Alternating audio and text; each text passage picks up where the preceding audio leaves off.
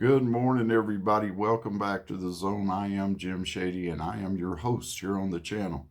I appreciate you going up and clicking on the subscribe button. I appreciate you hitting the bell notification button, leaving comments down below, giving me thumbs up, thumbs down. It helps the channel grow, and I really appreciate it, y'all. Thanks a bunch. This is, I think, the third time that I've tried to record this video already this morning. I'm having some technical issues with my camera, so there probably won't be an introduction on this or anything like that. It's okay.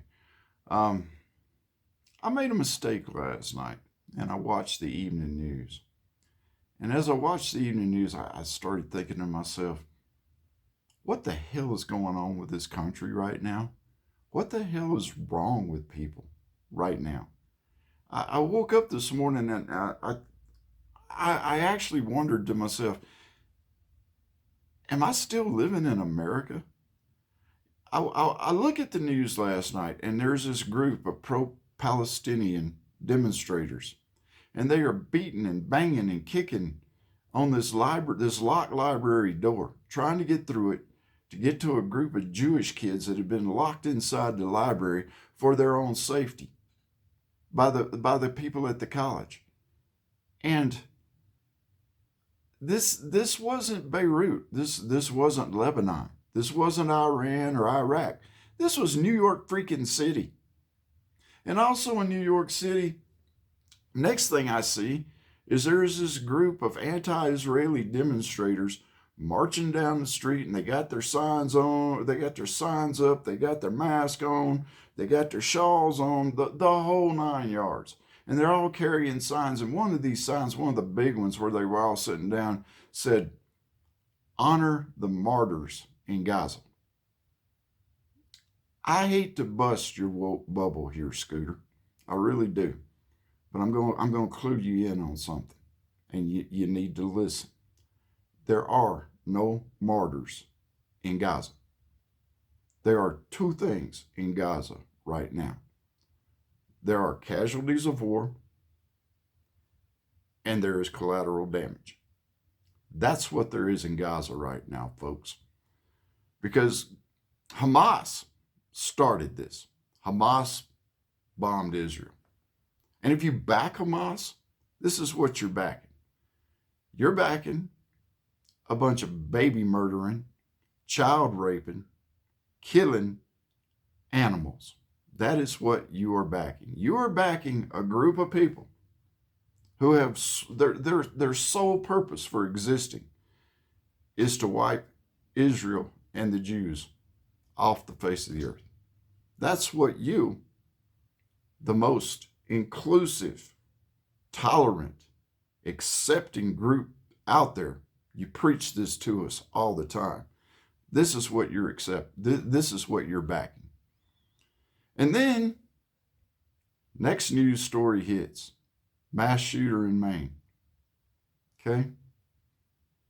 And what floored me, this really floored me, y'all, is the news media actually got it right at first, because they called the guy out. They actually said the guy had some severe mental issues. He had been committed to a psychiatric facility for 2 weeks during the summer because he was threatening to shoot people, kill people, shoot up military bases. So what happened with all that? He gets committed for 2 weeks. I guess they treated him, said, "Oh, you're all better. Our woke psychology has helped you, and now you may go out and be a productive citizen." He went out and grabbed him a rifle and got real productive, didn't he? And, the thing about it is it didn't take 2 minutes for all the politicians, all the woke, liberal, progressive, gun-grabbing sumbitches out there to start blaming it on the guns, to start talking about, well, we need stricter gun laws. Let me tell you something, Scooter. Maine is, if I remember correctly, one of the top 5. They're one of the top 5 states that have the strictest gun laws in this country. They have a yellow flag law, which is, it's pretty close to what we have in Colorado as a red flag law here. Okay, and this law says that if anybody thinks that you are a little unstable, that you might do harm to yourself or others, they can report you, and a warrant will be arrested, and the police will come and they will confiscate your weapons, and then it is up to you to prove that you are competent. Okay, you're guilty until proven innocent. It didn't work here in Colorado with the Club Q shooting, as I've mentioned in another video. And it did not work in Maine. I mean, how many red, yellow, purple, blue flags do you need? This guy was a nut job.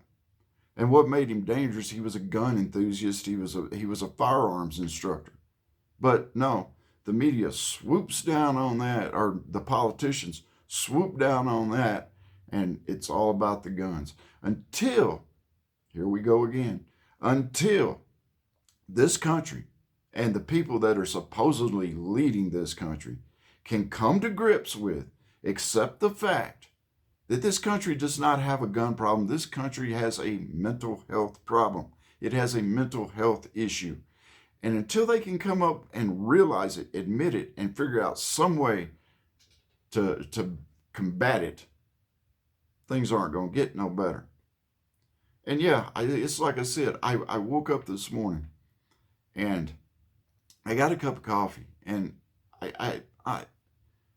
I'm asking myself, where am I? What country am I living in right now? You know, people have been saying for years that we're teetering on the edge. We're at the brink. We're not teetering on any damn edge, y'all.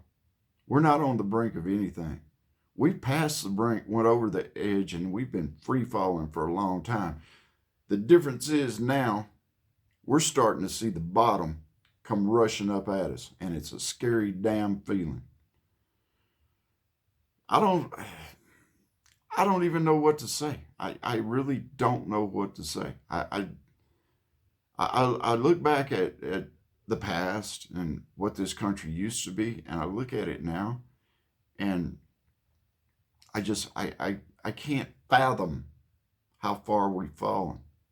That we have people in our streets that are going after college kids. That we have people in our streets that are wanting us to pay homage to a bunch of animals. I don't understand it.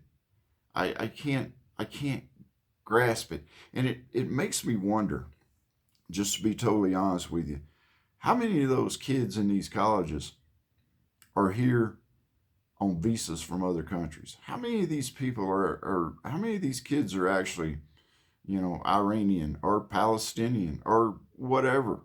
Pick a country. Chinese, whatever. Pick a country that are here just to instigate this stuff, just to stir this stuff up. What kind of a damn elaborate plan did these people have? Or what kind of elaborate plan do they have?